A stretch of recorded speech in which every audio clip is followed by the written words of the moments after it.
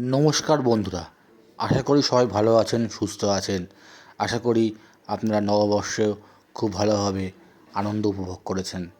আপনাদের নববর্ষ খুব ভালো কাটুক। আজকের যে বিষয় নিয়ে আজ আলোচনা করব সে বিষয়টি হলো আপনারা অনেকে অনেক কিছু মনস্কামনা করেন, অনেক কিছু আশা আকাঙ্ক্ষা করেন, কিন্তু সেইগুলো পূর্ণ হয় না। সেইগুলো পূর্ণ করার জন্য কী টোটকা আছে, কী করতে হবে, সেটা নিয়েই আজকে আলোচনার বিষয়।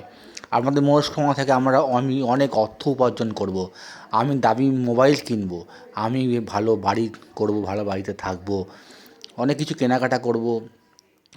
অনেকে করেন, অনেকে আবার এটা কেউ প্রেম করেন, সেক্ষেত্রে দাঁড়িয়ে অনেকের প্রেমে বাধা পড়ে। সেক্ষেত্রে দাঁড়িয়ে কারোর বিবাহের পর বৈবাহিক জীবন ভালো কাটছে না। সেক্ষেত্রে দাঁড়িয়ে আপনাদের মনের যে মনস্কামনা আছে সেইগুলো পূর্ণ করার জন্য কী করলে আপনাদের মনের মনস্কামনা পূর্ণ হবে, সেই বিষয় নিয়েই আজকে আপনার সাথে আলোচনা করতে আমি আজকে এসেছি। আশা করি ভিডিওটা আপনার খুব ভালো লাগবে। ভিডিওটা যদি ভালো লেগে থাকে, যদি ভালো লাগে, তাহলে অবশ্যই ভিডিওতে লাইক, কমেন্ট, সাবস্ক্রাইব করবেন আর বেশি বেশি করে শেয়ার করবেন, যাতে সবাই এটা দেখে উপকৃত হতে পারে। এবার মূল বিষয়বস্তুতে আসি। আপনারা অনেকে দেখেন তালা আর চাবি, এই তালা চাবির একটা বিশিষ্ট ভূমিকা আছে। আপনারা যখন রাতের বেলা যখন শোন, তখন এই তালা চাবি একটা বন্ধন কাজ করে। কীরকম বন্ধন, কী করতে হবে, সেই বিষয় নিয়ে আজকে আলোচনা করব।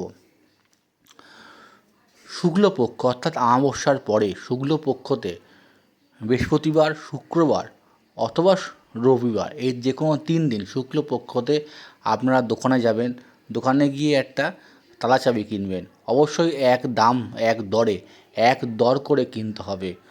তালা চাবি কেনার সময় কিন্তু তালা চাবি অনেক দোকানদার ঘুরিয়ে দেখিয়ে দেয়, তালা চাবি খুলছে, এই যে বন্ধ হচ্ছে, ভালোভাবে দেখিয়ে দেয়। দোকানদারকে বলবেন যে আপনাদের এসব কিছু করতে হবে না, তালা চাবিটা আমাকে দেন। তালা চাবিটা হাতে নেবেন, কিন্তু হাতে নিয়ে কোনো তালা চাবিটা কোনো ঘোরানো বন্ধ কিছু করবেন না।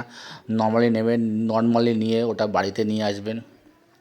চেষ্টা করবেন একটু ভালো তালা চাবি কেনার, কারণ এটা আপনার মনস্কামনা পূর্ণ করতে যাচ্ছেন।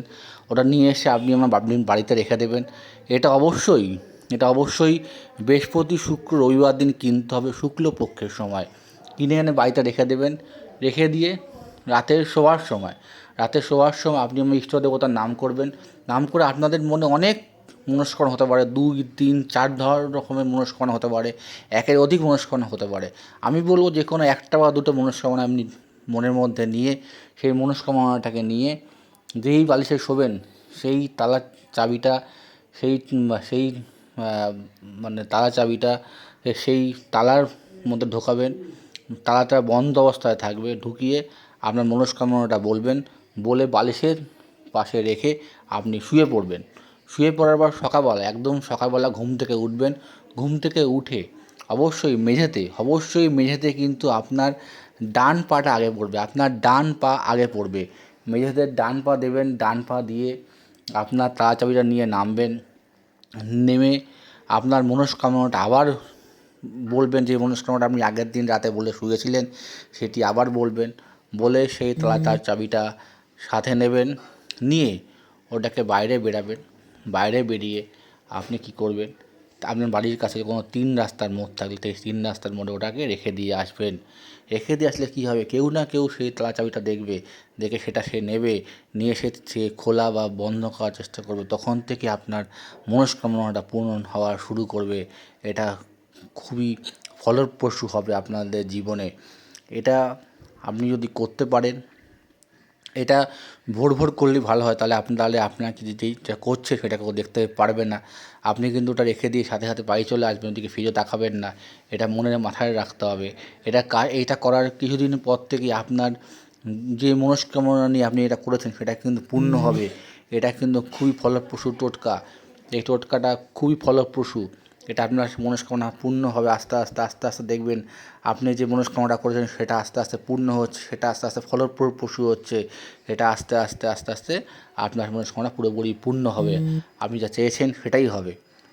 যদি এই হলো আজকের বিষয়বস্তু।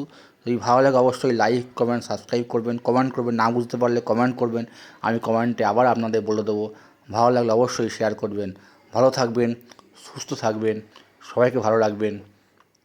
জয় মা তারা, ওং নমঃ শিবায়। ভালো থাকবেন।